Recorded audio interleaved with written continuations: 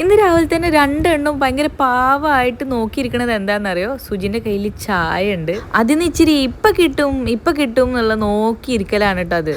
അത് നോക്കിയിരിക്കുന്ന രണ്ടെണ്ണത്തിനെ നോക്കിയിരിക്കുന്ന ഞാൻ. അങ്ങനെ ചായന്ന് പൊട്ടി പോലും കിട്ടൂല എന്ന് ഉറപ്പാക്കിയതിന് ശേഷം അവർ അവരുടേതായിട്ടുള്ള പണികളിലേക്ക് കടന്നിട്ടുണ്ട് കേട്ടോ. പിന്നെ മക്കളെ എണീച്ച് വന്നാല് പിന്നെ മക്കളെ കൂടെ കുറച്ച് കളി. ഇതൊക്കെയാണ് രാവിലത്തെ കുറച്ച് കാഴ്ചകൾ കേട്ടോ. നല്ല ഫിഷ് മുളകിട്ടതുണ്ട്, പിന്നെ അതിലേക്ക് സുടുസുടാ പുട്ടുണ്ട്. അപ്പം നമുക്ക് പുട്ടും മീൻകറിയും ഒരു 2 പപ്പടമൊക്കെ കൂട്ടി കുഴച്ച് മിക്സ് ചെയ്ത് കഴിക്കാൻ വേണ്ടിയിട്ട് ഇങ്ങനെ എടുത്തതും നീനൂട്ടീൻ്റെ കോള് വന്നു കേട്ടോ. ഞാനിവിടെ എത്താനായിട്ട് വേഗം വാന്ന് പറഞ്ഞിട്ട്.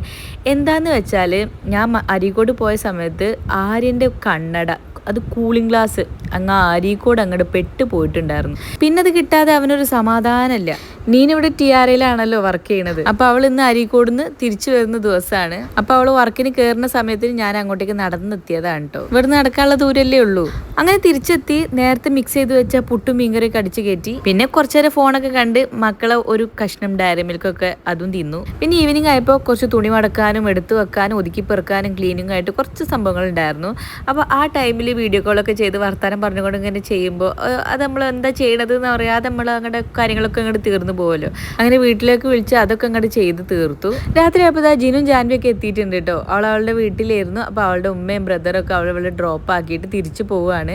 ജാൻവി ഭയങ്കര എക്സൈറ്റ്മെന്റിലാണ്. ആര്യനും ഇനും ആണെങ്കിൽ അതിലേറെ കേട്ടോ. പിന്നെ ഞങ്ങൾ എല്ലാവരും കൂടെയൊക്കെ ഇരുന്ന് കുറച്ചേരൊക്കെ ഇങ്ങനെ വർത്താനം പറഞ്ഞിരുന്ന്. വർത്താനം പറയുമ്പോൾ പിന്നെ നമ്മൾ എന്തെങ്കിലുമൊക്കെ തിന്നണല്ലോ. അങ്ങനെയൊക്കെ അങ്ങനെ ഓരോന്ന് ചെയ്ത് കൂട്ടി. രാത്രി ആയപ്പോൾ ലിയോന്റെ മുറിവൊക്കെ ഒന്ന് വീണ്ടും മാറ്റിക്കെട്ടി മരുന്നൊക്കെ തേച്ചൊന്ന് സെറ്റ് ആക്കാനുണ്ടായിരുന്നു.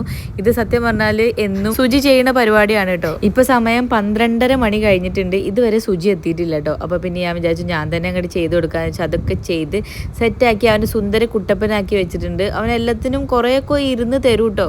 പാവാണ്. അപ്പൊ അങ്ങനെ അവനെ കൊഞ്ചിക്കണ സമയത്താണ് ടോട്ടോന്റെ എൻട്രി. അവനെ മാത്രം കൊഞ്ചിക്കണ വെച്ചിട്ട് പിന്നെ ടോട്ടോന് ഒന്ന് സോപ്പിട്ടു. പിന്നെ ഡ്രസ്സ് ഇട്ട് കൊടുക്കണം കേട്ടോ, അല്ലെങ്കിൽ ആ ഡ്രസ്സിങ് ഒക്കെ അവന് കടിച്ച് മുറിച്ചിടും. അങ്ങനെ അതൊക്കെ ഒന്ന് ചെയ്യാൻ നേരത്താണ് സുജീൻ്റെ വരവ്. ഏകദേശം 1 മണി ആയിട്ടുണ്ട് കേട്ടോ. ഗേറ്റ് ഓപ്പൺ ചെയ്താലും ലിയോക്ക് അങ്ങനെ പുറത്ത് പോകണമെന്നൊന്നും വലിയ ആഗ്രഹമൊന്നുമില്ല കേട്ടോ. പക്ഷെ ഗേറ്റ് ഓപ്പൺ ചെയ്യാൻ പോകാൻ വേണ്ടി തയ്യാറെടുത്തിരിക്കുന്ന ഒരാളാണ് നമ്മുടെ ടോട്ടോ.